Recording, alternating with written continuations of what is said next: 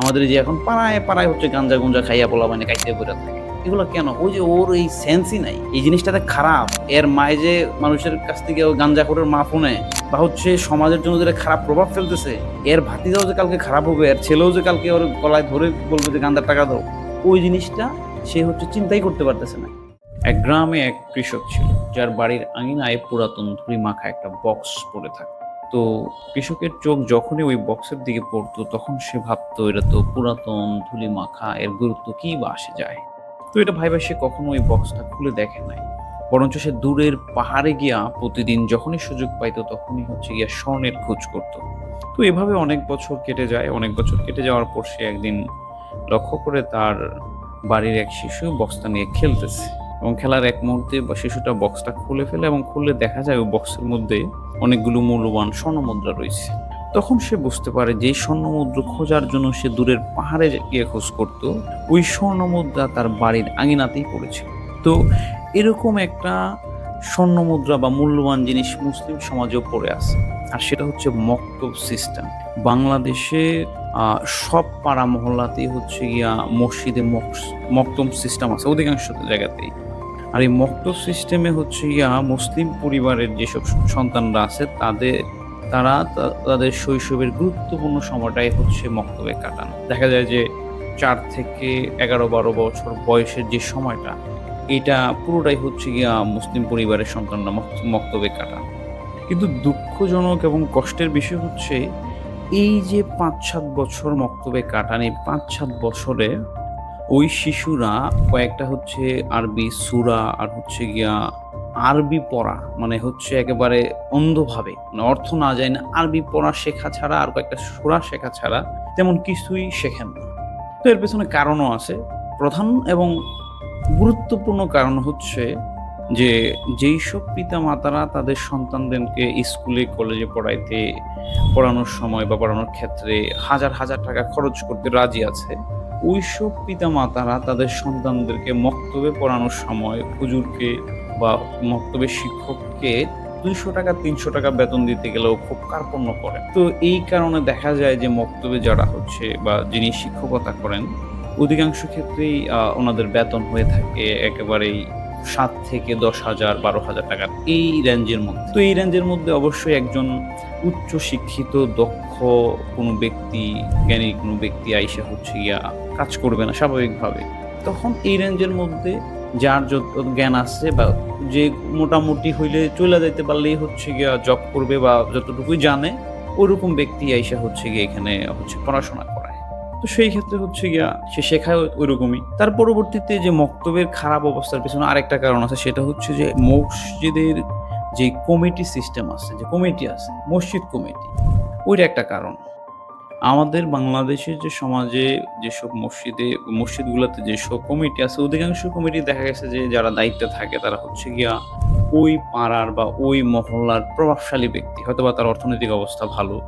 তো সে কতটুকু জ্ঞানী বা কতটুকু ইসলাম সম্পর্কে গভীর জ্ঞান আছে সেটা কোনো গুরুত্বপূর্ণ বিষয় না। তার অর্থনৈতিক অবস্থা ভালো, প্রভাবশালী, তো সে মসজিদ কমিটির দায়িত্বে আছে। তো এই ব্যক্তি কি হয়?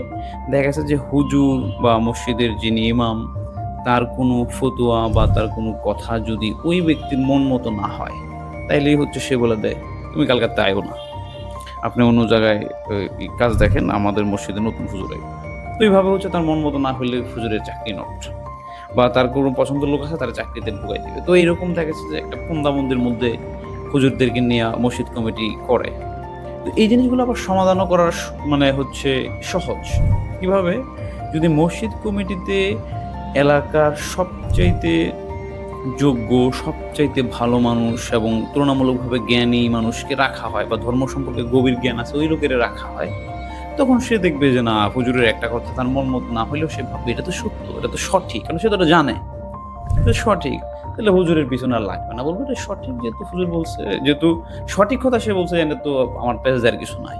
তো এটা হচ্ছে একটা সমাধান আসবে। আর দ্বিতীয়ত হচ্ছে, যদি একজন ইমামের, মসজিদের হুজুর বা শিক্ষকের বেতন যদি আমি ধরি যে 40-50 হাজার টাকা হইতো স্বাভাবিকভাবে, তাইলে ওখানে আইসা সবচাইতে ভালো যেই ইমাম আছে বা সবচাইতে ভালো যে শিক্ষক আছে সে আইসা হচ্ছে এখানে কম্পিটিশন করবে। কম্পিটিশন করে সে ভালো হুজুরটা এখানে ঢুকতো। আর ভালো হুজুর ঢুকলে সে স্বাভাবিকভাবেই হচ্ছে শুধুমাত্র তোতা পাখির মতো আরবি পড়া শেখাইতো না, সে শেখাইতো ইসলাম কি, সে শেখাইতো হচ্ছে গিয়া ধর্মটা কি, সৃষ্টিকর্তার সাথে তার বান্দার সম্পর্ক কি। আরবি পড়া শেখাইতো অর্থ সহ একটা সূরার যে কত মানে কি বলে গভীর অর্থ আছে সেটা সহ শেখাইতো। তখন হচ্ছে গিয়া আমাদের যে সিস্টেমটা আছে এটা পুরোপুরিভাবে স্বর্ণে রূপান্তরিত। তো এখন আবার এটাও প্রশ্ন হতে পারে যে মাদ্রাসা সিস্টেম যেভাবে চলতেছে এভাবে চলুক, এতে খুব মডিফাই খুব হচ্ছে করার কি আছে, সেটা আমি পরে বলবো। আগে কিছু জিনিস দেখাই যে আমাদের দেশের যে প্রতিনিয়ত আমরা দেখি যে চাঁদাবাজ, রংবাজ, দান্দাবাজ, গুটিবাজ, দুর্নীতিবাজ, যত খারাপ লোক আছে এদেরকে ভালো করার জন্য বা এই মানুষগুলোর পরিবর্তন করার জন্য বা এই পরিবেশটা চেঞ্জ করার জন্য প্রথমত কি করতে হবে? প্রথমত আপনি যতই আইন করেন শুধু আইন দিয়ে পরিবর্তন করা সম্ভব না। প্রথমত আমাদের ভালো মানুষ গড়তে হবে। যদি ভালো মানুষ তৈরি হয় তাইলে সে হচ্ছে গিয়ে সব কিছু করার ক্ষেত্রে চিন্তা করবে যে কোনটা খারাপ কোনটা মন্দ। আর এই ভালো মানুষ তৈরি করার জন্য আপনাকে হচ্ছে ধর্মীয় জ্ঞান সম্পন্ন হইতে হবে, সেটা যেই ধর্মেরই হোক, হিন্দু ধর্ম, ইহুদি ধর্ম, খ্রিস্টান ধর্ম, ইসলাম ধর্ম, বৌদ্ধ ধর্ম, যেই ধর্মই হোক প্রত্যেক ধর্মের শান্তি এবং হচ্ছে সৌন্দর্যের কথা। তো সেই ক্ষেত্রে একটা মক্তবে যদি ওই জ্ঞান সম্পন্ন গভীর জ্ঞান সম্পন্ন ব্যক্তি হচ্ছে গিয়া শিক্ষক হিসেবে বা ইমাম হিসেবে কাজ করে বা মক্তবে পড়ায়, তখন সে হচ্ছে গিয়া ওই ৫-৭ বছর যে শিক্ষার্থীটা, যে ছাত্রটা বা যে শিশুটা হচ্ছে মাদ্রাসাতে বা মক্তবে আসা যাওয়া করলো, তারা শেখাবে প্রথমত ধর্মকে শেখায়, তারা শেখাবে সামাজিক ন্যায়বোধ, সত্য কথা কেন বলতে হবে, প্রতিবেশীর সাথে কিভাবে আচরণ করতে হবে, কেন খারাপ কাজ করা যাবে না, মানে হচ্ছে একটা ভালো মানুষ হওয়া শেখাবে। পাশাপাশি তারা হচ্ছে গিয়া ইসলাম ধর্মের যেগুলো হচ্ছে গুরুত্বপূর্ণ বিষয় সেগুলো শেখাবে। মূলত হচ্ছে গিয়া মানে একটা ভালো মানুষ হওয়ার জন্য যা দরকার ওই ফাউন্ডেশনটা দিবে। তো সেই জন্য হচ্ছে গিয়া ওই মক্তব সিস্টেমটা চেঞ্জ করার বা হচ্ছে মডিফাই করার দরকার আছে। এবং আমাদের এই স্বর্ণ আমাদের ঘরের আঙিনাতেই আছে। শুধু আমাদেরকে হচ্ছে সমাজভিত্তিক প্রত্যেক সমাজের হচ্ছে আলাদা আলাদা স্টেপ নিতে হবে যে আমরা আমাদের সমাজটা রেখে হুজুরের বেতন বাড়াই হলেও আমরা একটা সেরা একটা ভালো দক্ষ হুজুর রাখবো। এবং যেই হুজুর আমাদের যে এখন পাড়ায় হচ্ছে গাঞ্জা গুঞ্জা খাইয়া পোলা মানে কাইতে বইরা থাকে, এগুলো কেন? ওই যে ওর এই সেন্সই নাই, এই জিনিসটাতে খারাপ। এর বাপে যে এই জন্য কষ্ট করতেছে, এর মায়ে যে মানে মানুষের কাছ থেকে গাঞ্জা খোরের মা ফোনে বা হচ্ছে সমাজের জন্য যেটা খারাপ প্রভাব ফেলতেছে, এর ভাতিজাও যে কালকে খারাপ হবে, এর ছেলেও যে কালকে ওর গলায় ধরে বলবে যে গাঞ্জার টাকা দাও, ওই জিনিসটা সে হচ্ছে চিন্তাই করতে পারতেছে না। কিন্তু সে যদি ছোট সময় ওই ফাউন্ডেশনটা নিয়ে তৈরি হইতো, সে গাঞ্জার দিকে যাইতো না, সে চিন্তা করতো এটা খারাপ কাজ, এটা করা যাবে না। তো সেই জন্য আমাদের হচ্ছে আঙ্গিনার পাশে যে মক্তব, যে স্বর্ণ আছে সেটা আমাদের খুলে দেখতে হবে।